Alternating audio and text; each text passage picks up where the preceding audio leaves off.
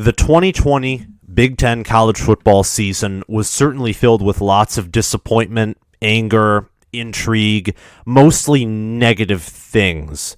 And the question is, heading into 2021, will it get better? And will the Big Ten finally reclaim its silver medal perch behind the SEC? We're going to discuss that today. We're going to discuss the Western Division first, then the Eastern Division in tomorrow's video, and the conference championship game in a video published likely Saturday. If you want to get notified when I post those videos, subscribe right now and hit the notification bell and like this video up and comment below your thoughts if you enjoy. And let's get right into the Western Division. I am going to tell you my schedule predictions, one thing I like and dislike about the team, and their ceilings and floors. So let's start off with Purdue. Purdue, straight up, my record prediction for them is 2-10. A win against Oregon State and UConn are very likely, but all those other games, Notre Dame, Illinois, Minnesota, Iowa, Wisconsin, Nebraska, MSU, Ohio State, Northwestern, and Indiana, I think will all be losses for the Boilermakers. The one thing I like about this team is absolutely nothing. They started out 2-0 last year, and they had an epic collapse when they barely lost to Northwestern. This team has no motivation, and now that Rondale Moore is gone, they really have no talent. They returned 14 starters, but I don't think that will be enough to propel them toward anything, which is it's really the saddest part of this entire team. They won't have much to propel them anywhere, and Jeff Brom is out the window, and that's what I don't like about this team. They're unmotivated. Jeff Brom is not a good head coach at all. Now that Lovie Smith is gone, he's probably the worst in the West. And the floor for this team, you can't get much lower, but it's 1-11, and the extra loss would be to Oregon State. The ceiling for this team would be miraculous. It would be going bowling, a 6-6 record, and therefore having bowl access. Illinois will be in 6th place, and the thing that I like about them is the whole Brett Bielema hire, because I think Brett Bielema, seeing what he did at Wisconsin, he'll certainly run Illinois better than Lovie Smith, ran Illinois, certainly. I think you'll see immediate improvements. Game plan will change. I think that they'll be more stout, especially on defense. But the results really won't bear fruit this first year, if you know what I mean. Illinois will open up with a loss at home against Nebraska. They will then beat UTSA. I think they'll fall to Virginia because Bronco Mendenhall has kind of established himself there. Maryland is too talented for Illinois to handle at the moment, though it's possible to still beat them. Purdue and Charlotte will be wins. Wisconsin will certainly, I think, be a loss for Illinois, though you never know. Penn State, Rutgers, and Minnesota, more likely to win than Wisconsin, but I still have those as losses. And then Iowa and Northwestern, again, will be losses. So Illinois will finish 3-9. Illinois has a higher floor and higher ceiling than Purdue does. I think their floor is 2-10 and going winless in conference like Purdue. But their ceiling is 7-5. They can finish with a winning record in the regular season. That's possible for Illinois and Brett Bielema. Now moving on to Northwestern. Northwestern last year had an amazing season under Pat Fitzgerald, who was a consistent overachiever in his division. They do open up hosting Michigan State, which I think will be a win. I think Michigan State's in no business to compete with Northwestern. Now, it's not an impossible win because last year Michigan State did beat Northwestern, who is a good team, but I think this year that will change. It will be hard to beat Pat Fitzgerald twice, especially at Ryan Field and with what Mel Tucker has at MSU. Mel Tucker has a dumpster fire. If Mel Tucker wins anything more than 6 games, he should be a Coach of the Year candidate. after the Michigan State game, Indiana State, Duke, and Ohio, I think will be pretty easy wins for Northwestern. Nebraska will be your first loss of the season if you are a Wildcat fan. I think that just comes down to Nebraska's improved defense and Northwestern's mainly lack of offense, which is what I don't like about them heading into next year. But after that, you'll beat Rutgers before going on a 4-game losing streak to Michigan, Minnesota, Iowa, Wisconsin, Purdue, and Illinois. And the thing I like about Northwestern is their consistently good defense and Pat Fitzgerald's overachieving, and just him and his school having such high academic standards, not getting much talent, but doing so much with what they've been given. Northwestern's floor, I believe, is 4-8. Those would probably result from losses against Illinois, Rutgers, and Michigan State, I would assume. Their ceiling, though, and this is unique with the West, because the West is kind of this division where anything can happen if Wisconsin isn't up to its standards. Northwestern is still in the shot, I think, to make the Big Ten championship game. Their ceiling is a 9-3 regular season. That is Northwestern's ceiling. It's possible. It's highly unlikely. Don't think it will happen, but it is possible. And speaking of what we previously thought, or some still think is impossible, Nebraska going bowling this year. I think Nebraska will finish 6-6. They'll be fourth in their division with the tie-breaking win over Northwestern. They'll start out 3-0, so they'll kind of start out seemingly strong, like Northwestern or even Purdue does. They'll have more than a 1-game winning streak. They'll beat Illinois. They'll win against Fordham and Buffalo before falling on the road to Oklahoma. Now, the interesting thing about Oklahoma is they have laid eggs in their home stadium against less talented teams, Iowa State and Kansas State, for an example. So it is possible an upset here. I think it's more possible than Nebraska. Honestly, it's more possible than Nebraska beating Wisconsin or Iowa or Ohio State. Just my opinion. But it's possible. Early in the year, Oklahoma's in the past laid eggs, even last year, against less talented teams. It's just possible. But I think it's going to be a loss regardless. A win against Michigan State will occur, and Nebraska, again, toss-up game, but they'll beat Northwestern. So they'll be 5-1 heading into the Michigan game, and Michigan will likely be 4-1 or somewhere around there as well. And they'll lose to Michigan. I think Michigan is the better team next year, even though Michigan might not be a good team at all. Michigan will, at minimum, etch out this win. And Nebraska will pay for it too, because Minnesota, the next game, will be very tough, especially since it's at Minnesota. Minnesota, behind Tanner Morgan, will win this game before Nebraska gets their last win of the regular season against Purdue, before falling to Ohio State, Wisconsin, and Iowa. The thing I like about Nebraska, their defense improved greatly last year. Their defense went from giving up 6 yards a play to about 5.5. But their defense improved by yards a play, and they have 9 starters back. And that'll really solidify their defense next year. Wouldn't be surprised if they went to giving up only 5 yards a play or 4 yards a play. That wouldn't surprise me in the least at all. However, what I don't like about them, the offensive slide and Adrian Martinez's stagnant improvement.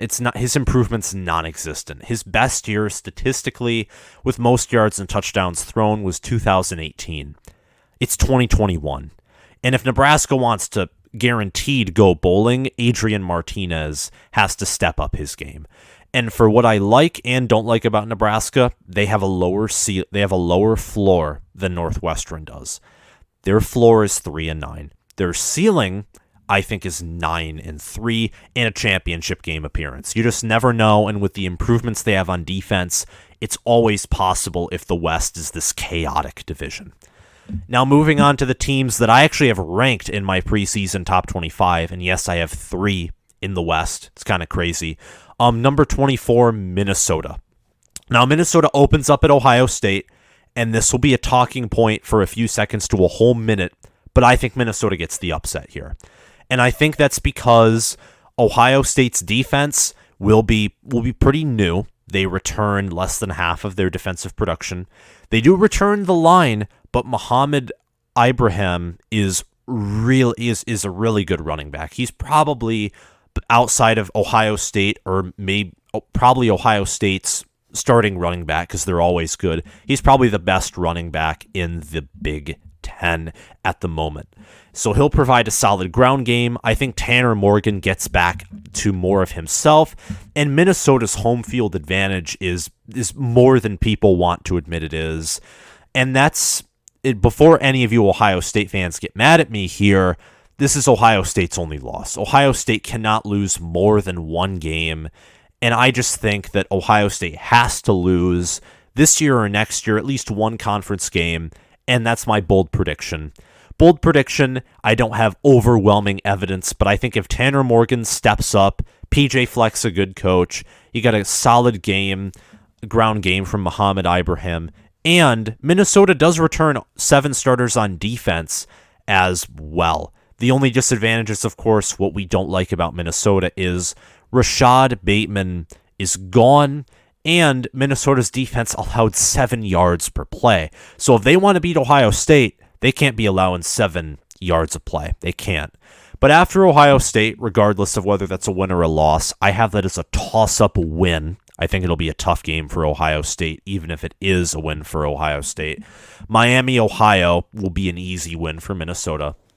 They'll cruise on winning against Colorado, Bowling Green, Purdue, Nebraska, and Maryland. Now, you may be thinking, if I have them starting out 7-0, and they beat Ohio State, they're obviously going to be ranked at this point probably top 15 or top 10 in the way, at this point. 7-0, undefeated in conference so far. Wouldn't you think the road is paved for the Big Ten championship game? And the answer is no, because from here on out, you have an at Northwestern game, host Illinois, and then you play at Iowa, at Indiana, and you host Wisconsin, who has absolutely dominated this rivalry in the past 2 decades. And I think here, this is the sad part. I think Minnesota's going to beat Northwestern because they have the talent advantage and all that, and they will. And the coaching here, Northwestern has the edge in that, but Minnesota, too much talent, too much returning production, and PJ Fleck knows what he's doing. Illinois will be a likely win, but Iowa, Indiana, and Wisconsin, another kind of bold prediction, they'll have a 3-game losing streak in the end. They'll go from possibly being a top 10 contender or even a playoff contender if they're to win out and somehow go undefeated and win in the championship game, to being a 9-3, probably Outback Bowl, maybe Citrus Bowl regulated team. Their floor, I think, is bowling. I think at minimum they can go 6-6. It'd be very disappointing with what they return. Their ceiling, I'd say, isn't even undefeated. I think it would be impossible with Ohio State, Iowa, Indiana, and Wisconsin on your schedule. It would be next to impossible with what Minnesota has to go more than 2-2 against these respective teams. A win against Ohio State is far more affordable because it's not in your division, and same thing with Indiana. However, just saying all this, again, ceiling is likely 10-2 with an appearance in the championship game at best, with tiebreakers or Wisconsin, Iowa, and other teams just losing more. Again, the West can be a chaotic frenzy.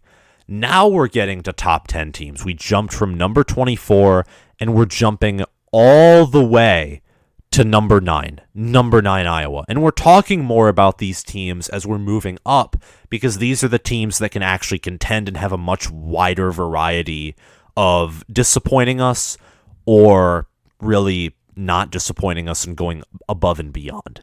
So Iowa opens up against Indiana, and I think Indiana will be a win for them. I think they're losing to Ohio State. That'll likely be a ranked top 15 matchup, if I say so myself. Iowa State here, they have a really solid head coach in Matt Campbell. They return a great chunk of their offense, return starting quarterback and running back. I think Iowa State's a really good team next year. And with it being at Iowa State, I just think, again, the Cyclones have the edge here. But after that, Iowa will rebound. They'll beat Kent State. They'll beat Colorado State. They'll crush Maryland. Penn State, I think Iowa will extend the winning streak to 2 against the Nittany Lions and beat Penn State. And they'll beat Purdue before having a conference-defining moment in a showdown with Wisconsin, who, as you can already tell with Iowa being in second place, Wisconsin's the winner. It'll be a showdown with Wisconsin at Camp Randall, and I think Wisconsin wins this one. It'll be a hard-fought game. Iowa is a team that I think will be full of winners, but it will be a hard-fought game. Very hard-fought. After that, Iowa will cruise on to winning all its remaining games at Northwestern, hosting Minnesota, and then Illinois and Nebraska will be relatively smooth wins, though Nebraska does always have the chance of causing some trouble. They've played Iowa close some of these past games. Iowa's floor is 7-5, higher than Minnesota's, and their ceiling is 1 higher as well. I think that their ceiling with Iowa State on their schedule, that's pretty certainly Iowa State or Wisconsin, even factoring in Penn State and Indiana. You got to have one loss there, in my opinion. Their ceiling for the regular season is 11-1. I think they're finishing 10-2, 8-1 in conference.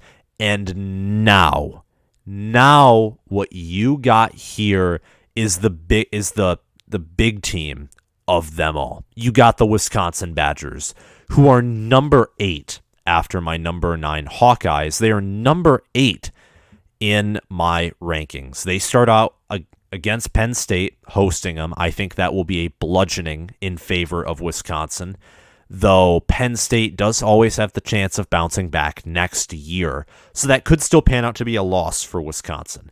And after the Penn State game, Wisconsin hosts Eastern Michigan, which will be an easy win, before traveling to Chicago to play Notre Dame, which I think will be a win. They'll beat Michigan, though Michigan, like the more talented teams of Penn State and Notre Dame and Iowa, could, unlikely, but possibly cause some trouble.